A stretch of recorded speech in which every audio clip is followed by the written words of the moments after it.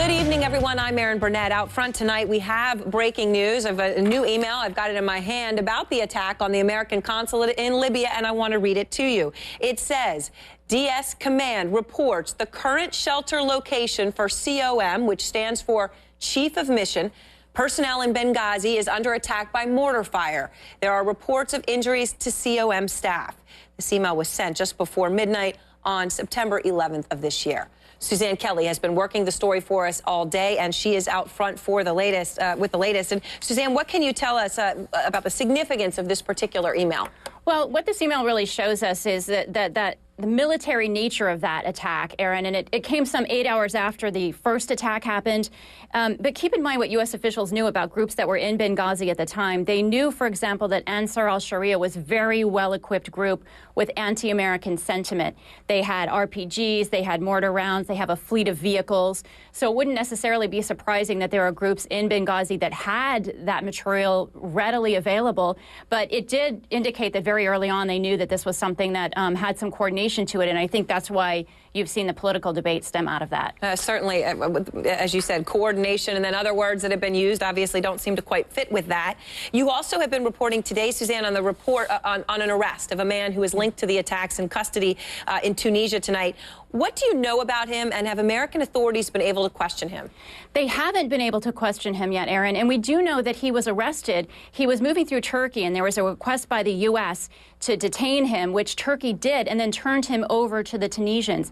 Now, Senator Saxby Chambliss was talking about this a little bit earlier, and he has told us that, that he was believed to have taken part in the attack on the compound. Another really interesting part of this, too, Aaron, is that he was apparently posting details about the attack as it was happening on social media websites. Wow, so they found out about him on social media. That's how they found out that they followed that link and tracked it back to find this guy. That's pretty incredible. Shows the power of social media. Well, thanks very much to Suzanne Kelly, who has been breaking this story for us today. Well, the email that Suzanne was just talking about is one of 4 emails we have obtained here at CNN today regarding the attack. Now, as you can see, and we'll throw this up here on the screen, the recipients of these emails worked for the White House, the State Department, the Pentagon, and the FBI.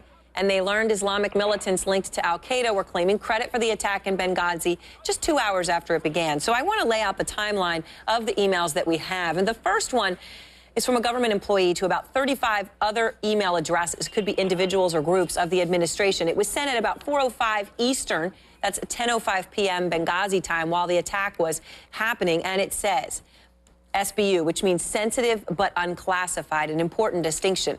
The regional security officer reports the diplomatic mission is under attack. Embassy Tripoli reports approximately 20 armed people fired shots. Explosions have been heard as well. Ambassador Stevens, who is currently in Benghazi, and 4 COM personnel are in the compound, safe haven. That was that email. 50 minutes later, a second email was sent. It said this. Embassy Tripoli reports the firing at the U.S. diplomatic mission in Benghazi has stopped. The compound has been cleared. A response team is on site attempting to locate COM personnel. And then at 6:07 p.m., a third email. The subject line to this one reads, Update 2, Ansar al-Sharia claims responsibility for Benghazi attack. The email reads, Embassy Tripoli reports the group claimed responsibility on Facebook and Twitter and has called for an attack on Embassy Tripoli. White House spokesman Jay Carney today saw those emails and described them as open-sourced, unclassified emails about a posting on Facebook. The emails also raised new questions as to why the White House waited 8 days to formally label the attack a terrorist attack. Secretary of State Hillary Clinton says the administration holds itself accountable.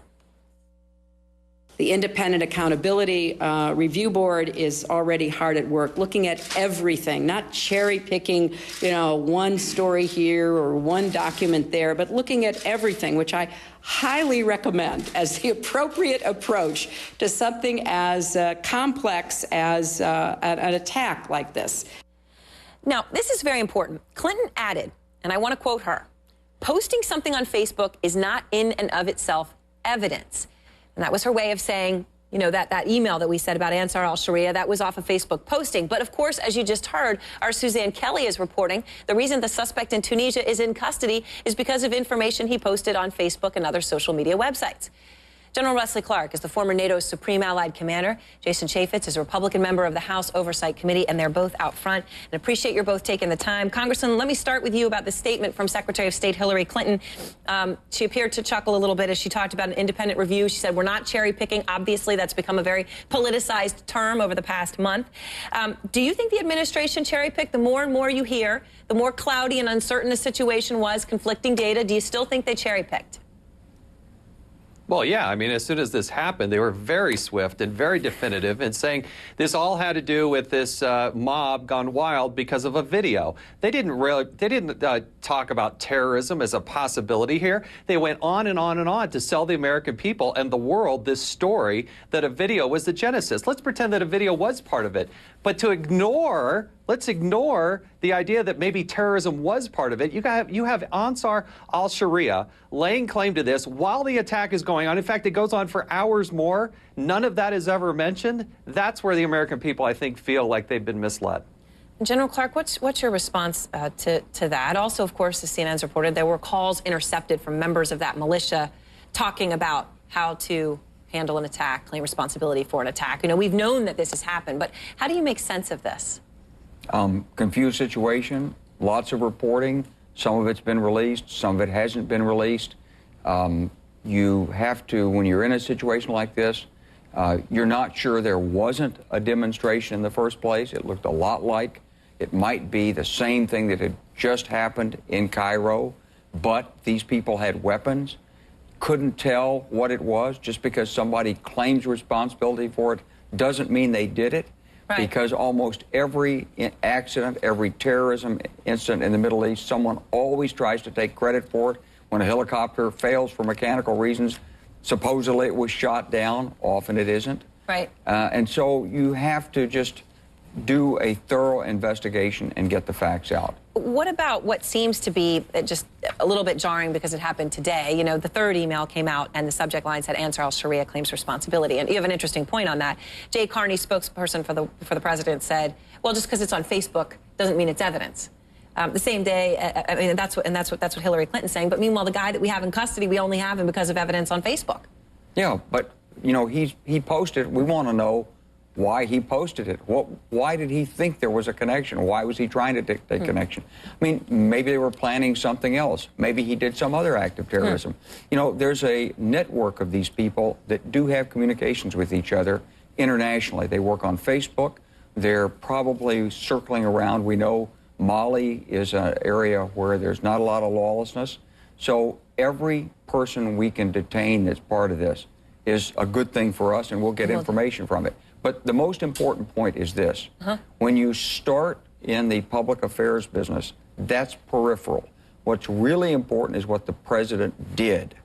He immediately reinforced security. He sent the military there. He called international leaders and told them to fulfill their responsibilities. No, he didn't. General, with all due respect, he did not send the military. He did not send the military. He did not send the military into Benghazi. No, not into Benghazi. General, he did not send the military into Benghazi. He deployed a ship. Ships. Yes. Those ships had special assets on them. No, those ships can take. No, those ships can take. You're action. misinformed. All right, but hold on, General. Let me ask you this question though, because separate from the point of what happened on that day. Aaron, what about in the days before? Hold on, Congressman. Let me just ask the General this. What about in the days before when Ambassador Stevens had requested additional security and wasn't given it? Yeah, I mean, it's a good question, and the State Department's going to have to answer for that. But that's not. Aaron, that's not the policy question. In other words, when 9/11 happened, America pulled together. But there wasn't a presidential election. But Democrats supported a Republican president. When this happened, the Republican partisan machine decided they'd found a chink in President Obama's excellent foreign policy and has gone full bore to exploit it for partisan advantage. So it's not to say that we can't get to the facts. It's to say it's hard to get through the partisanship to get to the facts. All right, Congressman, why don't you respond to that? Because it is true that there are some real questions here about information that they had in intelligence or in the administration, and when that information became available publicly. it should be bipartisan outrage, because in April 2012, our embassy was bombed, that consulate in Benghazi, and on June 6th, a terrorist activity there in Benghazi at our consulate breached the wall. They blew our wall apart. And the president, the vice president, the secretary of state diminished our security profile. That's what's outrageous. General, with all due respect, you've been out there touting the response by the president to and what he's done. What he didn't do, what he clearly didn't do, is react when we were bombed on June 6th. 5 days later, the British ambassador had an assassination attempt. The British got out of town. The interior minister in Libya on September 1st issues a warning and says, we've lost the control of eastern Libya. They put him on high alert. Ambassador Stevens sends a cable back to Washington, D.C. on September 4th, and this administration did nothing. We have 4 dead Americans. And with all due respect, he did not send in the military into Benghazi. That firefight went on for hours, and I think it's an untold, that's a real question about what this administration did when the firefight started. Excuse me, but I it am should have been dealing with it back in June 6th. Okay, Congressman. We don't know exactly what was done back on June 6th, because that hasn't been made a matter of public yes, record. Yes, we do. I'm sorry, General, I don't know that because I haven't seen it. And I haven't seen that. We had a hearing and I don't know that we've had all the classified information released that's come out, whether you had a hearing or not. Maybe you had a classified hearing. I haven't seen it. But no, I do we know didn't. It was an open public meeting. Okay, I do know this. I do know the administration, the ship was, a naval ship was deployed in the area. I know what the capabilities are on that ship, and that was sent there to reinforce the diplomatic security. So I'm not going to address what happened in June. I wasn't there in that hearing. But FBI, I know what happened in the aftermath of the incident. The FBI couldn't get in for weeks. That's true. The FBI couldn't get in That's for true, weeks. But there was security there. You had the CNN reporter go pick up the material. We didn't go in and do that. That was an FBI investigation team. That wasn't CNN walked in and picked up the diary days afterwards. CNN did, right? And that was because the FBI didn't feel that there was security to come in there. All right, well, gentlemen, thank you very much. We appreciate your taking the time and sharing your point of view. Obviously, a crucial issue for the country right now.